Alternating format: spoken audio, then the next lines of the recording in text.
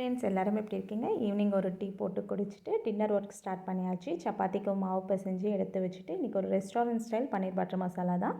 ஒரு வெங்காயம், 2 தக்காளி எடுத்திருக்கேன். அதை நல்லா சாப் பண்ணிவிட்டு, ஒரு பேனில் கொஞ்சமாக பட்டர் ஆட் பண்ணிவிட்டு, அதில் நம்ம கட் பண்ணி வச்சுருக்க ஆனியன், ஒரு சின்ன துண்டு இஞ்சி, 2 பல்லு பூண்டு ஆட் பண்ணிக்கோங்க. தக்காளி நிறையா ஆட் பண்ணிட வேணாம். ஆனியனும் தக்காளியும் ஈக்குவலாக எடுத்துக்கோங்க.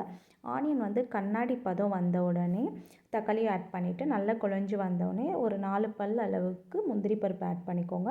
இது நல்லா ஆறுனதுக்கப்புறம் அரைச்சி எடுத்துகிட்டு வந்துட்டு திரும்பவும் அதே பேன்லேயே நிறைய பட்டர் போட்டுட்டு ஒரு துண்டு பட்டை, 2 ஏலக்காய், அரைச்ச விழுது, மிளகாத்தூள், கரம் மசாலா தூள், உப்பு, கொஞ்சமாக சர்க்கரை ஆட் பண்ணிக்கோங்க. உங்களுக்கு ஸ்வீட்னஸ் அதிகமாக பிடிக்கும்னா சேர்த்து ஆட் பண்ணிக்கோங்க. நல்லா கொதி வந்ததுக்கப்புறம் கட் பண்ணி வச்சுருக்க பன்னீரும் ஆட் பண்ணிவிட்டு திரும்பவும் லைட்டாக கொதி வரும்போது கஸ்தூரி மேத்தி நல்லா க்ரஷ் பண்ணி போட்டுட்டு ஃபைனலாக கொஞ்சமாக பட்டர் போட்டு இறக்குனீங்கன்னா சூப்பரான பன்னீர் பட்டர் மசாலா ரெடி.